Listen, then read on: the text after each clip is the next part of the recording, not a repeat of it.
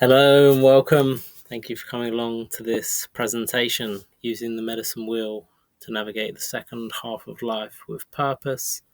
This is a new thing I'm bringing to this YouTube channel, to Substack, and it's with the intention to teach and share something that's been so incredibly powerful in my own life, and something that I really feel like the world can benefit from. And there's part of what I've learned with the medicine wheel is, or one of the systems that I've placed upon the medicine wheel. In the East, I have the yogic path. In the South, I have the shamanic path. In the West, I have the path of individuation. And in the North, I have the path of wisdom. And within this, I use the system of the tarot. And the tarot, this year is 2025, and 2025 is the year of the hermit. And I've really been able to resonate with the hermit because in the last, pretty much my whole life, after my mid-20s, but in the last years, I've really been diving deep into education, to the point where I'm studying many hours most days. And there's something with the hermit. I actually studied the tarot as part of this, and one of the revelations of the hermit is you can take information and things in, but after a while it becomes heavy if you don't use it.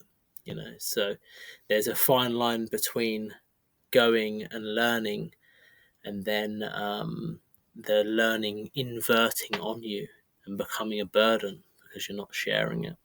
So this year is the year of the hermit, and for me, it's the hermit coming out of the hermitude to share a lot of the learning that's happened over my life. And there'll be plenty more learning, I'm sure. But this is where we're at. So the subhead of this is to become the alchemist and use the forces of nature to thrive in a world built on rhythm. So I'm going to get straight into it. And today's call is going to share the basics of the medicine wheel. I'm going to go a little bit into the four corners. For some of you who follow my work, you may have heard some of this before, and a little story of when I was in India. I love learning, as I've said in the last slide, and I spent time with a philosophy teacher in India, and he was a disciple of the name is escaping me now, but the Beatles guru, and we spent a month with him, and in a yoga school, and he taught us this philosophy, Sankhya yoga. There's a philosophy he spoke about, and then after the training was complete, we're like, because it was in a yoga school, we ended up going to his house and studying with him more. And when we all got the books out on day one of the second round of study, he just started talking about the same thing again. So I say all this to say sometimes novelty can be to our detriment. Sometimes it's good to read the same book 100 times than to read 100 books. So if you find any of this has been repetitive, it's with intention, because the more we can master the basics of something, the deeper we can get into it. So we're going to be going into the basics of the medicine wheel. We're going to be talking about coming out of the summer. One of my major understandings of culture is that we're stuck in summer. A recent addition to that being stuck in summer is that we're actually stuck in the spring and the summer. But I'll get more into that in a moment. And how we actually come out of summer is by crossing the threshold to adulthood. It's becoming an adult. And I've got slides in a minute. Sometimes I find it hard not to explain more in the just in the introduction, but here we are. And then we'll end with ways that we can integrate this into our lives. So my name is Luke Miller. Some of you know me. This is me. We filmed a documentary once upon a time when I was working with cacao. I've worked with some different medicines. I see cacao as a heart-opening medicine. But that's a picture of me doing that. And it's funny, the documentary never got released, so maybe at some point I'll share that. It's on my computer somewhere, so that'd be a good thing. But this is me. We all have a story. A little bit of my story is grew up atheist. Well, I became atheist as time went on. Kind of became disillusioned with the idea of anything existing but beyond the material reality. Was very, very quite obsessed with being successful, wanting to make money and build business and do all these kind of things. And I just kept finding, no matter how much I went around, I just couldn't get my shit together to be able to do that. So in searching for a solution for that, I sat down to meditate. I checked in lots of was Googling things and was like, okay, this seems like it's something that maybe can help me to steady my mind. And as a side note to this, I'd probably have what would be labelled as ADHD by the systems and stuff. But what I've started to realise is we all have our own lens for understanding reality, and if we can put the lens on the right thing, then our what seems like a burden actually becomes a gift. So if you have this just, oh, let me look here, there's something to being able to channel that kind of energy, and at the same time you have to channel it into the right things. If we're channeling it into the wrong things, then some things don't need our attention. It's like they're trying to put your attention on something you don't want your attention on, then it's going to be a long and rubbish life. So find something good to put your focus on. But anyway, that was my story. Could not sit down, could not focus, could not be still. So I started to meditate, and not on a spiritual quest or anything. I think that on some levels I was searching for something inside of me, but the ultimate goal was, can I get quiet enough so I can sit down and make some money and find something that I can put my attention on for long enough. And what happened as a result of this was an incredibly accelerated path into deep mystical and spiritual experiences. I had energy rising, kundalini awakening, and at one point it felt like my head exploded, and I went into this space of without time. It wasn't a space either, actually. It was just it was pretty hard to explain. But after I returned from that experience, I pretty much came to the conclusion that my path was my ideas about the mysteries of life was flawed. And then after that, I kind of went on this long journey of unpacking and self-discovery, a lot of unlearning from the conditioning that we get from the world. And yeah, eventually I ended up going to the rainforest, India, traveling lots of places, living with tribe in the Amazon rainforest, and just studying different systems of spirituality. And this is kind of where I'm at with what I'm teaching now. I've actually got to the point where I've developed a training that lasts a whole year, and it works around the medicine wheel of the east, south, west, and north, and each of them represents a season. And what I'm teaching now is I'm giving all of myself to the teaching, but what we do in the mentorship program is to help with the application of the teaching. Because if you're like me, and like most people, sometimes you need someone to help you to unpack things, even if the information is unfiltered and very very clear. It's still good to have a dialogue back and forward. So that's a little bit about me and who I am, and what I'm doing with this kind of work.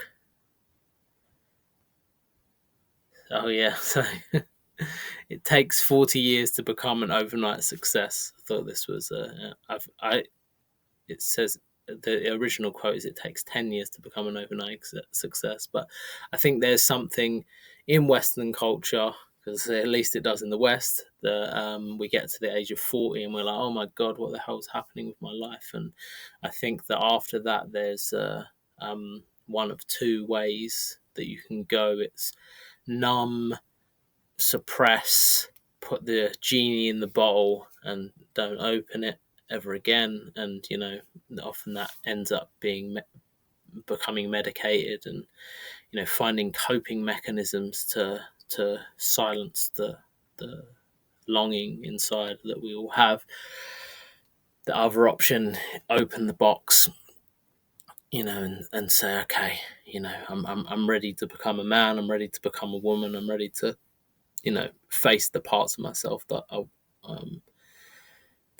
haven't been ready to face up till this point, and I'm ready to do that, to live a life of purpose. And there's an interesting thing actually, because this is a Western thing. This is not a universal thing, like the 40-year. And I'm sure that there's something significant about the age of 40, that triggers this. But the way I've understood it is what gets triggered at the age of 40 is the thing that Indigenous people do at around about the age of 12 to 15 years old, which is to become a man, to become a woman. It's a ritualistic, systematic process that the wise people of the village would take you through. So, yeah, as I'm forever a student, so I don't have it all worked out. But my theory is that something happens at the age of 40, like it's another major milestone, but you realise you haven't done the milestone you should have done when you was 12, 13, 14, 15 years old. And just to give some context, I've experienced living with 12, 13 year old that are fully in the body, men, women who, and it's like, that is actually a thing. It's very rare. Like a lot of the time in Western culture, you might not see this in ever. You might never, people might never take that leap and go, do you know what, it's time, I'm fed up with and sometimes it's for the best. Sometimes you might get to like 70 years old or something, and it's like, well, maybe it's too late to peel back these layers, like depending on where you're at that time, because it takes some work and commitment and devotion to do it. But it's a worthwhile task. That's why I've devoted my life to wanting to teach about it, because I feel like it's not only does it change our lives, but it changes the lives of our families, and it changes the trajectory of the planet. Like Western culture has its good things, but it's a bit like the adolescent child that's kind of you're at the bowling alley and you're trying to have a good time, and they're like dragging their feet and throwing the balls in the wrong lane and think that they're doing doing things right, and our planet, to the is at the detriment. It's like we're at ecological crisis right now, ecological crisis right now, and the people that can actually help to change the trajectory of these kind of crises are the indigenous people that have these things in place. But instead of going, all right, guys, I know we colonized you and made all these mistakes, but maybe you could share some of your knowledge. It's like still going down the scientific materialism. Like how can we make sure we still stay profitable in this process, which hopefully, if enough people take on this, if it's through me, if it's through someone else, that people will become strong enough in their conviction to stand up and not just allow the planet to be destroyed. So that's my prayer right now anyway. So yeah. And I'm not laughing at like, I feel like you have to develop a sense of humor. I spent a lot of time working with people who were in the climate kind of stuff. Well, I didn't spend that much time, but and a lot of them were incredibly heavy. They were carrying a lot of weight, and if you to carry that weight and you're not able to develop a sense of humor, then it will be very, very difficult. Everything's going to be very, very difficult if you can't smile a little bit. So yeah. So I'm going to be talking about the basics of the medicine wheel. There's 4 corners to the medicine wheel. It's very, very simple, and in its most simple form, it's a circle. So it's one thing, but then that gets broken into 2 things of the masculine and feminine, into the 4 things of the 4 corners of creation, and then ultimately everything is in the medicine wheel that exists. So from the seen to the unseen. So very simple system, unfolds infinitely, and I just love things that work in that way.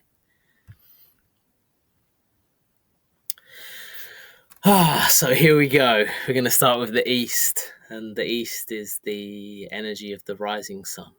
This is when because the sun rises in the East, and this is the spring, and you see that there's like relationship there. Spring is when things are starting to come up, like the seeds are in the ground and the shoots are starting to come up. And obviously there's like different plants are on different cycles and things, but like spring is that time where you're coming out of the dark and deathly stage of the winter, and then life is starting to spring forth, and that's the same as when the sun rises. One thing I wanted to share actually before I go any further, let me just go back to this is just my understanding of the medicine wheel. I've studied a few. I've spent time learning about these things, and one of the things that I've learned is that people hold the different things in the different corners. And I think like a very obvious example is like a lot of people say summer is fire. I say summer is water, because fire seems like the most obvious. But, the more you delve into things, it's like there are like multiple associations, and it's like kind of like trying to place them in the right point is tricky, because everything's moving, and I think that's why there's so much beauty in this teaching. Is it's like something that like I've developed my own, and other people can develop their own, and that's the way I think it's the best way to do it. And understanding that things are not actually fixed. It's like if we go to the East and we're talking about spring, well, either we're moving towards spring or we're moving away from spring. Like we're still in spring, but we're moving towards the summer. So the only time spring is on the spring equinox for that moment, and then it's spring moving to summer, or it's winter moving to spring. So it's like, and then the next year spring is different, because there's different things happening in the stars. So this is why this is a life teaching, because you can go round, and once you become conscious of these cycles and systems, like the moon cycles, the seasons and everything, like once you become aware of it, then you get one lap round, with awareness, and it's hard to observe it all. So it's like you might just observe the moon, or you might observe the oh, this is how I am in spring, and then it might take 5 years to actually feel how you are in summer and things, and that's why it's like you might as well just embrace it as a lifestyle. It's like meditation. It's not like we meditate for a certain amount of time and then we got it worked out. It's like, well, no, we do the meditation because it allows us to be in a more present in the world. It's not, there's no, I mean, it's a bit of a paradox. Obviously, you can become more present, and there are some outcomes of it, but ultimately, it's not really an outcome game. It's like you're learning to be in something more. And again, it's like this. It's not like, okay, we've done 17 laps in the medicine wheel, we got it now. It's like, no, everything's going to be different every year. So I find it fascinating. It gives me something to do for my entire life. So that's a blessing, I find. So spring, east, rising sun, spring, and this is childhood. Again, you see the relationship. It's like when we're first born and we're growing. This is related to the fire, and the fire is because the sun is just rising, so the fire is coming from the darkness, and this is a masculine energy. And it's a masculine because it's a rising energy, and I'll get into the next season in a second, but yeah. So and this is the energy of the spirit, and I mentioned earlier that I see this as the Eastern mysticism, because Eastern mysticism relates to this, because we have, obviously it's a very complete system, the Eastern mysticism, but a lot of it's about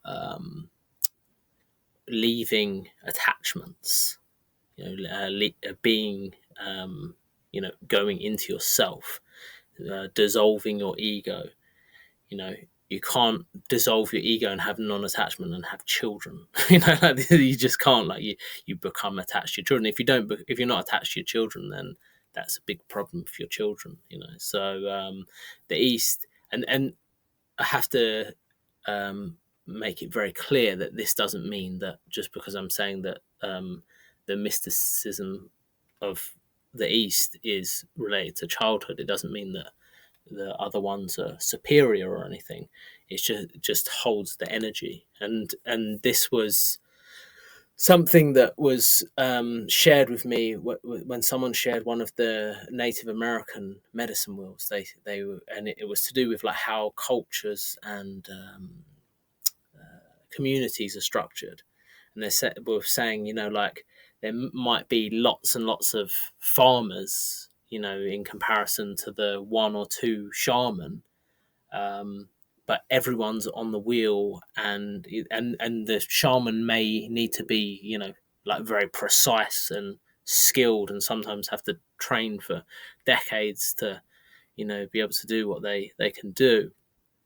But if no one's in the farm, no one's cleaning and no one's looking after the children, then the whole thing goes to pieces. So even though in Western culture we tend to idealize certain things like a medicine man, or someone like this, there's a very clear understanding that in more indigenous cultures, that no one is more important, that it's just everyone has different roles.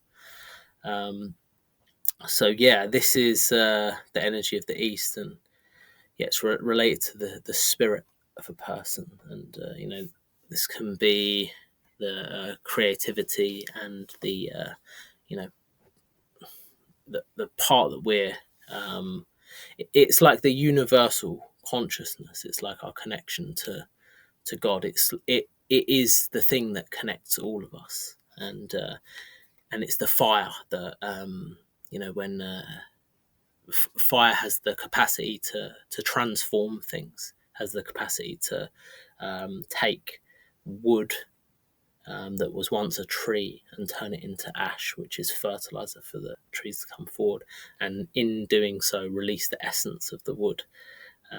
So it's the transformer. In alchemy, it's the alchemical fires. It's when we are able to transmute a substance and make it into something better. I mean, you can transform something into something worse, but you'd be a bit of a crap alchemist if you'd done that. Ideally, we're taking something in a more gross form and we're transforming it into something more lovely and more beautiful. So there's the basics of the East. Then we go into the South, and this is the midday. And the midday is the warmer part of the day. So this is when things get going, and it works in relationship. It's like plant in the spring, and the spring is the rising energy. And I'll explain, because this is a really new revelation to me, that the South is feminine, and for a long time I was like, well, how is it? Like the energy of summer seems like so masculine. I always thought of the autumn and winter as feminine, and the spring and summer as masculine. I was like, well, how can it be? And the way I understood it is a way that's like in alignment with nature is the rising energy I see as masculine, and the energy of descendants is the energy of the feminine. And when we are coming up to the spring equinox, the moment we get to that spring equinox, we're slowly moving to the winter. So it's like the days start getting shorter, and it's the same with the midday. It seems like it's like the hottest. It is the hottest part of the day. It seems like it's like full power, but once you get to the midday, everything's going down. So even though 1 o'clock is 2 o'clock's 3 o'clock's still going to be really, really warm. It's there's that descending energy, and this is related to the adolescence and the emotions of a person, because it's an emotional time, and it's a watery time. It's an abundant time, and this is what adolescence is, right? It's like you're trying to find yourself, trying to fit in, and know who you are as a human being. And one thing I missed is the tasks. I think I get to this in a bit. If I don't, I'll come back to it. But each of these corners have specific tasks that we need to complete to you kind of move to the next level anyway. It's not a video game, but you'll move from childhood to adolescence if you don't. I'm just going to say what the tasks are, because then it makes it a lot easier. So in childhood, we are explorers. Ultimately, like, everything's novel, everything's new. So our job is just to take in that newness, and this is the responsibility that we have as parents, is to allow our children to take in that newness. Because and I'm guilty of this. I have a 16-year-old son, and that's like a past life, and I was always like, oh, don't touch that, don't do that, come on, let's go, like, we've got place to be, you know, people to see, you know, kind of thing. And it's like, that is not what a young child needs. A young child needs someone, and in some ways it is due to there's a relationship that exists between the elder and the young child, because the elder's been through it. They're not in the summer or the autumn stages of their life. They're in the end stage. They haven't really got anything left to do but to, you know, tend to the tribe and take care of the people of the village, you know. So that's why elders and children go so well together, because the child wants to sit there and look at a leaf for 45 minutes, but, you know, mum and dad are like, well, we got work to do. You know, we got to be in the field, otherwise no one's going to eat, you know. So that's why the elders can just kind of, you know, just all right, let's look at the leaf, you know, and then the elder can look at the leaf with new eyes, and, you know,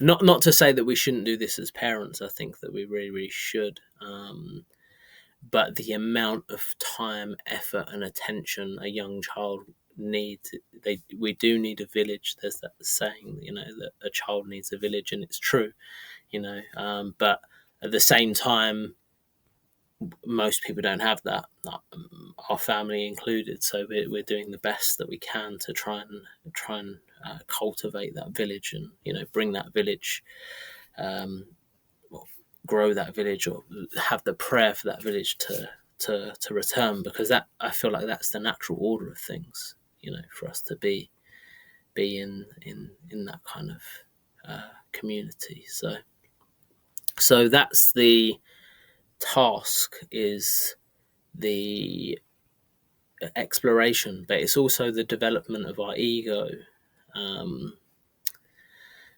its infancy, the ego in its youngest stage, because a 2-year-old or 3-year-old, like, they don't really know, they're different, you know, or definitely a baby and one, you know, but there comes a moment where they're like, oh, I'm not my mum, you know.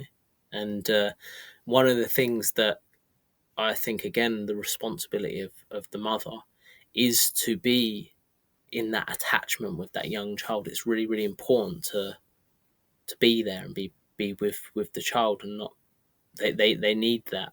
I mean, that's been my observation, you know, like they don't need the dad as much, you know, they need the mum. And in them really early stages, and as fathers, at least the way I understood it, was, you know, we take care of the space, and make sure the mum's okay, and then the mum is like, can be as present as possible. And again, we live in a culture where that's difficult, but, you know, that's again the prayer. You know, may we hold the prayer that mothers can, you know, be given the space to be present with their children, so that the children can get the nourishment that they need.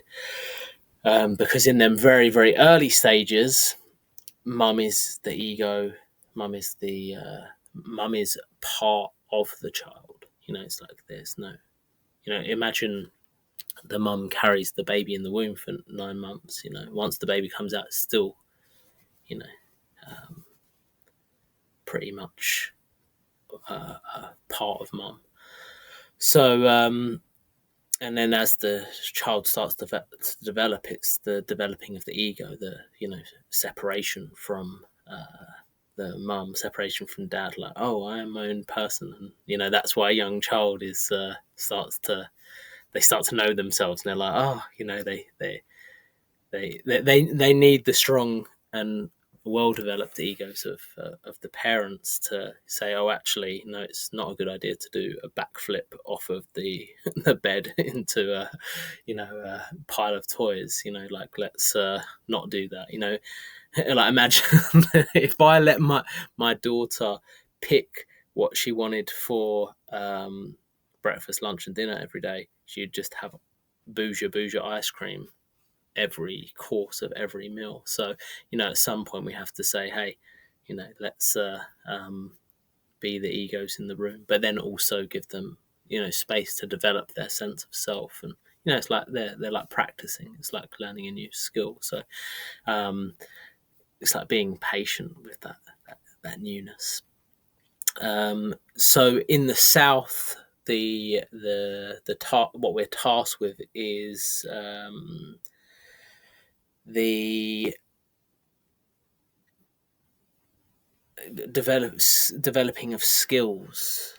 So it's like you're understanding what skills you are to develop, and then we usually form a peer group around that. So if you like knitting, probably a terrible example. Let's start again. If you like collecting Pokemon cards, then you probably hang around with people that collect Pokemon cards, and obviously that's probably not a transferable skill. Let's say you're a musician. That's maybe a better example. Then you create certain music, and then people that have a really kind of similar style music, you're going to resonate with them. And maybe people have a little bit of a different style, you resonate with them, but maybe not quite as much. And it's like you start to develop something around the things that you're developing yourself in. It's really, really important in the adolescent stages of our life to have friends. Like your friends will, for better or for worse, will influence you more than your parents generally.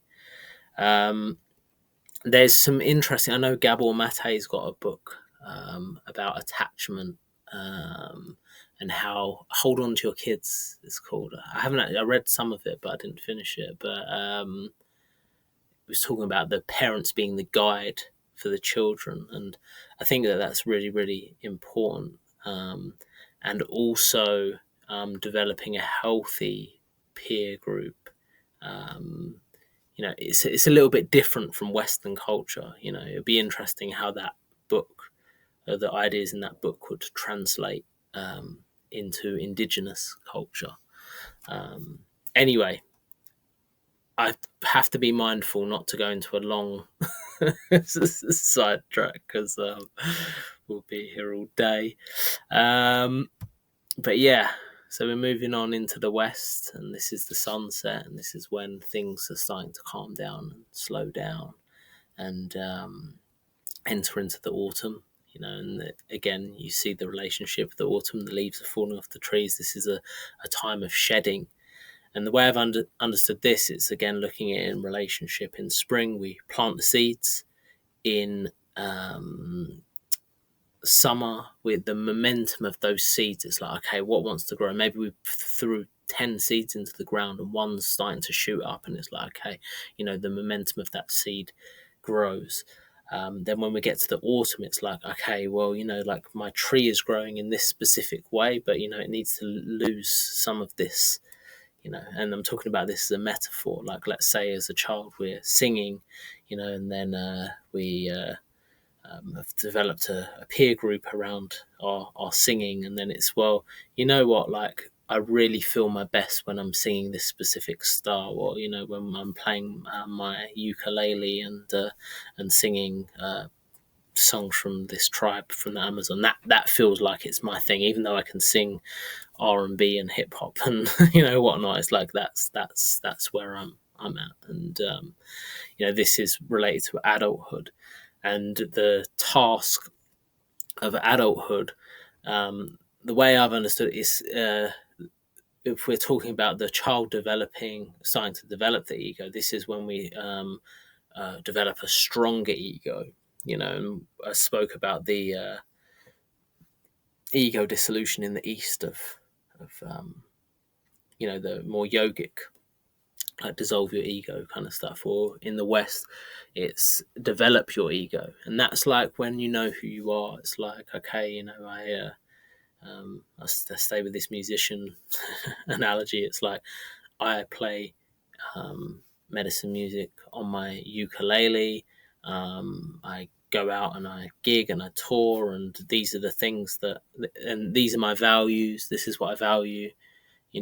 If anyone does this, and this, these are the things that I value. But if they do this, and this is going against my values, and these are people that I'm not going to be able to spend a lot of time with. And that's a strong ego. It's like knowing this is what I stand for. And doesn't mean that we can't spend time with people with different values and different things, but it might be like, okay, but this is what I can't tolerate, and if someone does this thing I can't tolerate, then I have to not be in that. And that's the sign of an adult having them strong boundaries. And this is related to the earth. And the earth is obviously like the mother earth that holds us, but the earth is anything that embodies. And I see this, I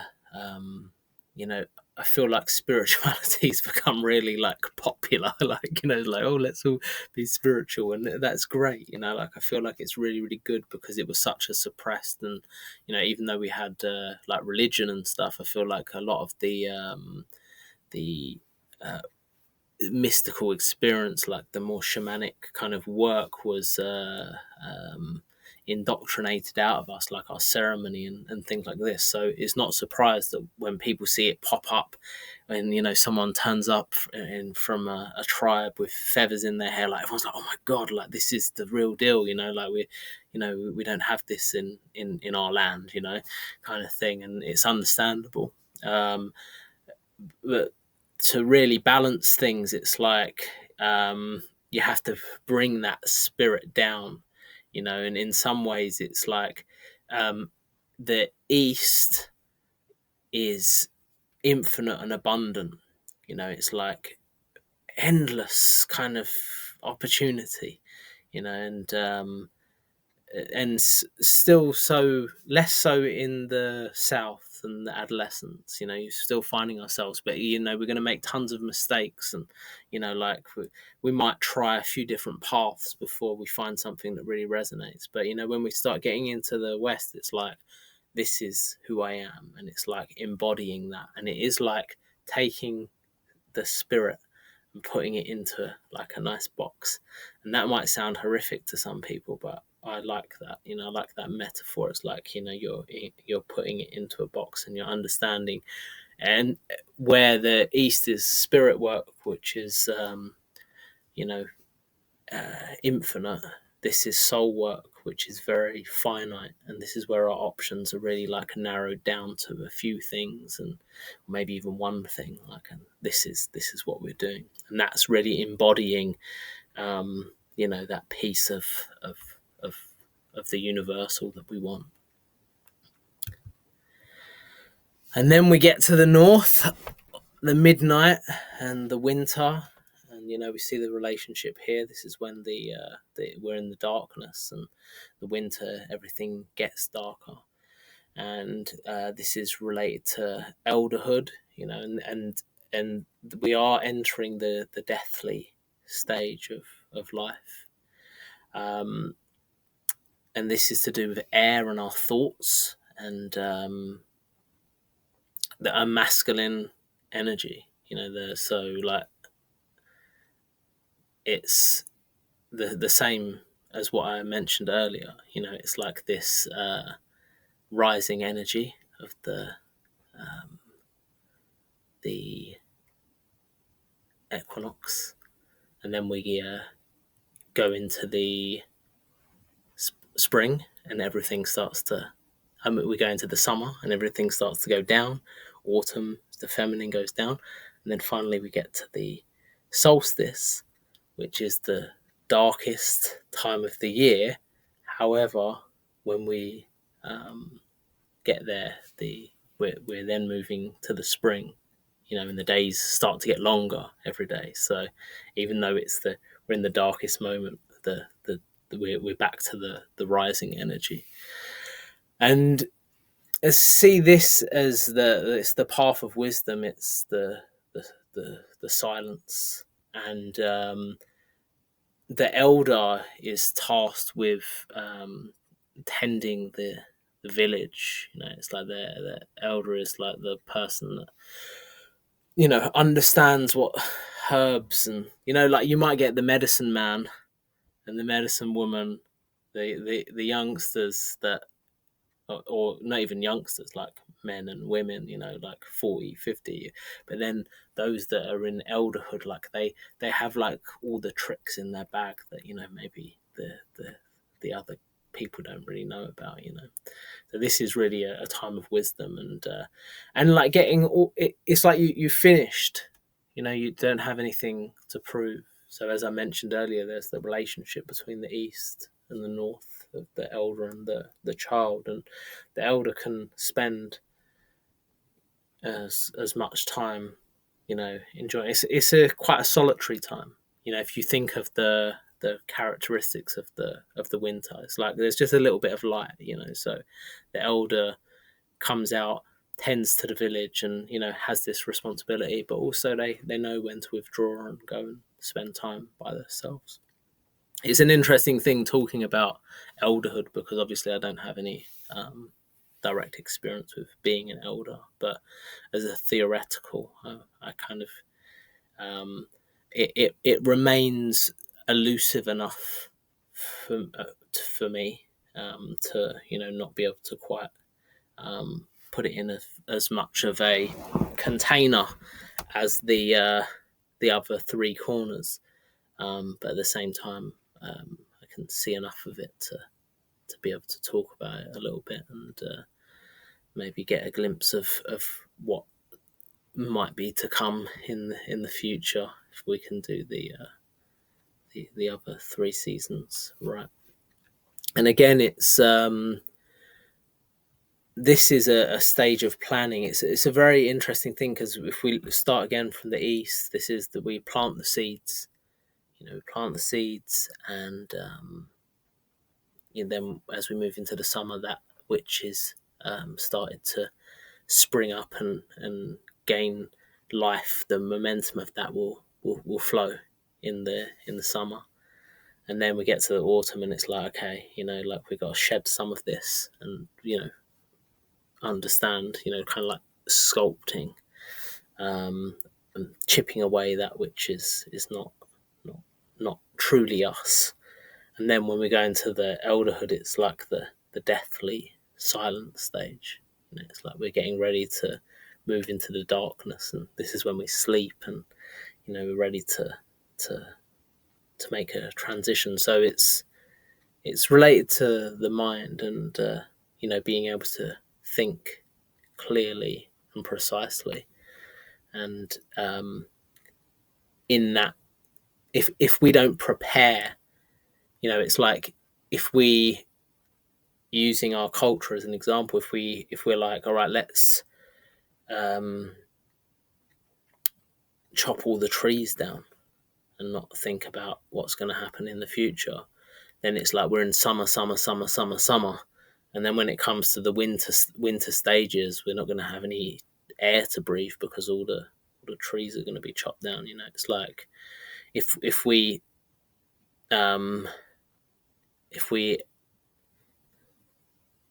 spend time in an infinite summer, you know, then we're going to end up in an infinite winter as a result. That's like the echo of this. So let's again, I'm just going to keep holding prayers. I hope that this can ripple as well, you know, that we are in fascinating times. We are in I've spent some time with someone from Lakota, like indigenous American Lakota, and I've spoken to other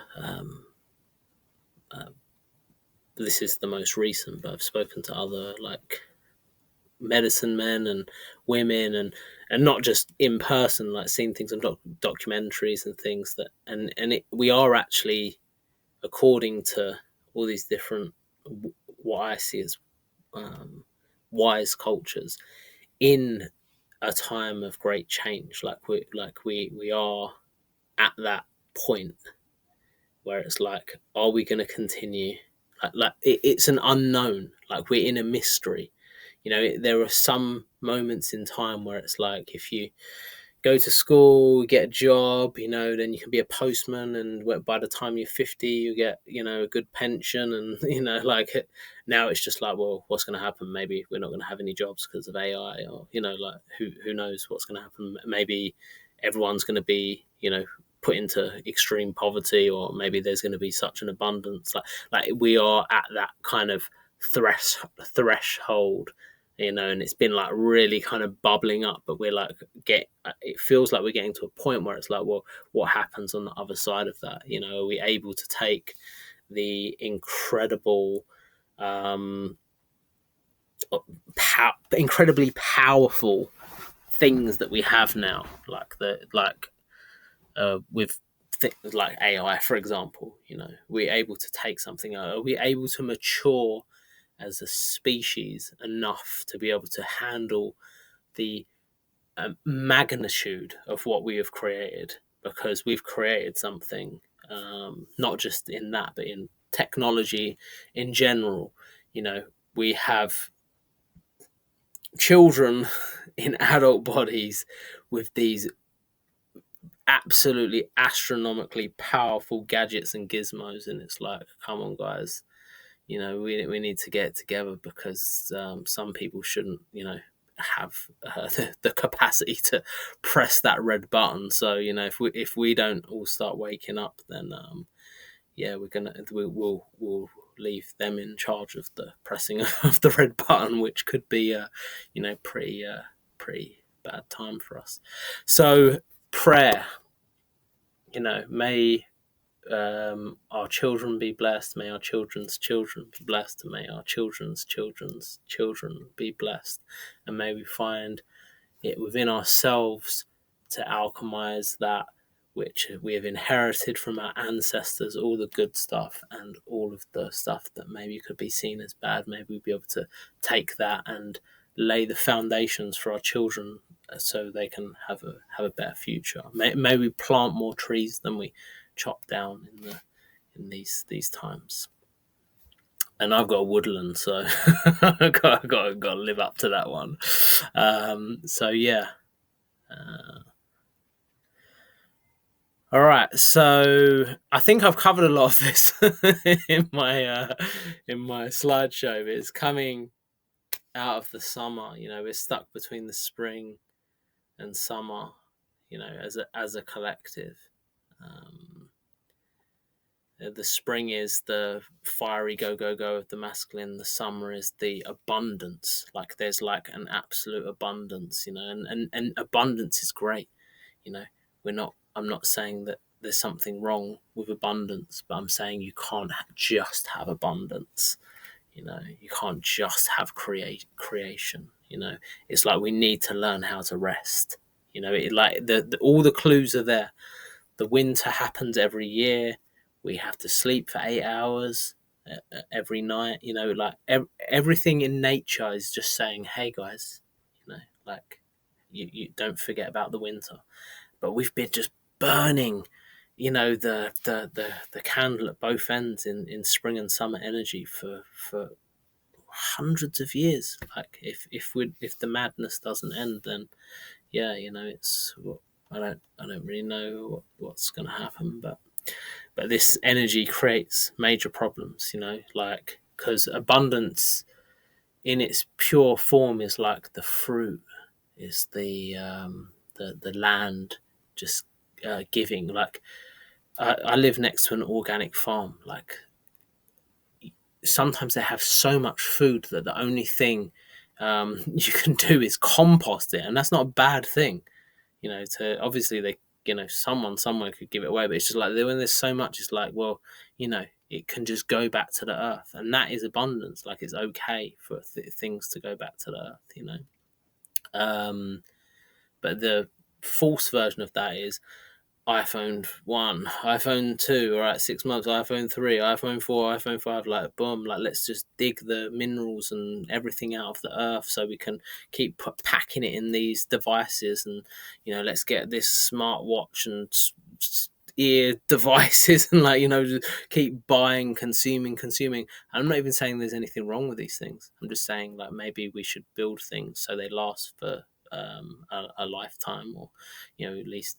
And I understand that companies, they have to make money, they have to keep doing it. So this is why we need a fundamental change in culture, in our ideas. It's like, is what I'm doing now going to have more of a positive or a negative impact? Is there a better way to do it? Could we bring one iPhone out?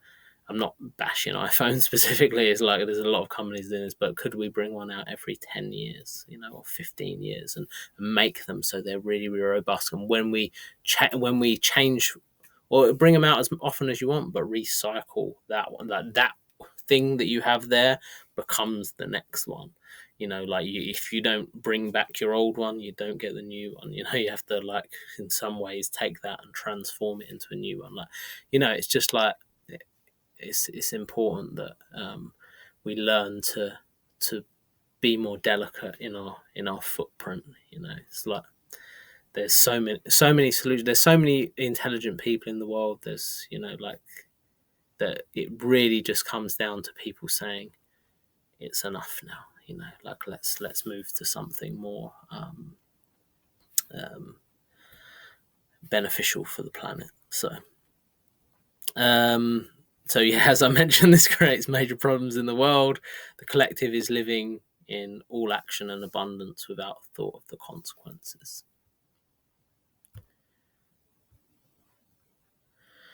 Okay, so crossing the threshold into adulthood. We need to tend the tasks of childhood and adolescence. So I touched on this. I thought I put it in the slides, so I wasn't sure, so I went through it. But here we are. We're here again. Repetition. It's all good.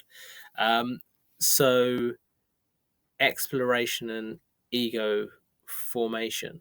Here's the theory that I have: is like people get to 40 years old, they having a midlife crisis. You get to the middle. It's not just 40 either, by the way. This can be in for me it was 30s. Mid-ish 30s, so where you just have this like, I need to strip some of this stuff back, and understand who I really am, and it's funny because a lot of people get into spirituality, for example. You might get to around about that age and it's like, I've been so into like materialism. For me it was the opposite. It was like, I need to get back into the physical. I need to like I've been like traveling the world and exploring all these different forms of spirituality, and it's like, well, how do I settle down, family, place to live, and so there's many ways that you can do it, but I feel like it's like the spring. If you get to the edges where it's like adulthood time, it's like, all right, then it's like, well, you have to go back. And this is why we have to go back and tend to, like, in an ideal world, we deal with the childhood stuff in the childhood, deal with the adolescent stuff in the adolescence, and then when we get there, we can just become an adult, But obviously, the way culture is right now, it's like we get to 35, 40 years old, where we should be, on the precipice of elderhood or whatever it is, then we have to go back and tend to our childhood and but like, it's like exploration and ego formation, like this is fundamental. Like people are like seeking and searching, it's like there should come a point when you become an adult. It's like it's not that you stop being curious, but it's not like you're grasping for the meaning. It's like, okay, I have some understanding of my reality as it is, and you're not on that exploration so much, And I think maybe most potently is that need for purpose and acceptance. Like people don't feel accepted, don't feel seen. It's like a lot of people have like real self-confidence, self-consciousness around these kind of things.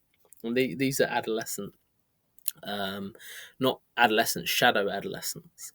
If we haven't, if we're not living as ourselves, and haven't formed some kind of community or something around that, then we're not going to feel good. That's why it's important to find like-minded people and be who you are, like really be who you are. And then adulthood enactment. of purpose and strong ego formation, like understanding your values, who you are, you know. So yeah, let's go. I think we're on the last slide now. So this is application of what I'm talking about there. There are no shortcuts. I mentioned the tarot. You go through the major 22 arcana, which are like basically like the 22 major archetypes of what it means to be a human being. You go through these, and some of them will feel so alien, you know, that and it takes a long time. It took me 6 months to go through the deck, you know, but it could have taken me years if I'd like taken more time to do it, and then you can go around again and again and again. And I think, like, in some ways, it's not trying to be perfect. Like, you know, like this was a revelation I had recently, was like, oh, there's nothing to heal, and that doesn't mean there's nothing wrong. That's the wrong word, actually. It doesn't mean that there's no challenges. It doesn't mean there's no flaws. It means that you find acceptance in yourself as you are, you know. So it is a bit of a paradox. Like, we have to go inwards, and we have to devote ourselves to finding out who we are. But then at some point we have to go, do you know what, this is this painting that I'm painting is enough, and, you know, I have to move forward with my task with what I have, you know. I'm going to be sharing more of this content, you know. So, and again, my aim with the content is to really just share everything. Like, I don't want to put everything behind and go, oh yes, you have to join my special club to get all the good stuff, you know. I want to share openly, you know, because I learn more, you learn more, and there's no barrier for entry, you know.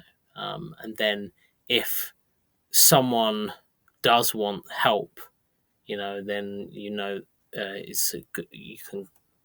It'd be nice if you want to come to me, because and it works well, because, you know, it's like, if I'm sharing something and that thing resonates with you, then, you know, it shows that I can help you. So so that's why I'm giving everything I can. Obviously, it you can only do so much in an hour, you know. I've created a year's worth of training, so, you know, it's like yeah. But in these moments, you know, my intention is to just share as deeply as I can, with as much love in my heart as I can. So if you want help with application of these things, find a community, find a mentor. As I mentioned, both of these, I work as I offer something called integrative soul mentorship, which is based around the medicine wheel, and we're building a community, small group, around about 6 to 12 people, where we drop in every week. Sometimes it's for lessons, sometimes it's for group mentorship, sometimes it's for one-on-one mentorship, and it's like creating that container to be able to apply the things that we talk about in these videos. So if you're interested in that, you can check it out. Check out the links that will be below this video somewhere. So lots of love to you. Thank you so much. This is, you know, over an hour and 4 minutes we're at now. So, you know, that's a considerable amount of your time that you've given. I hope that you've learned something. I'd love to hear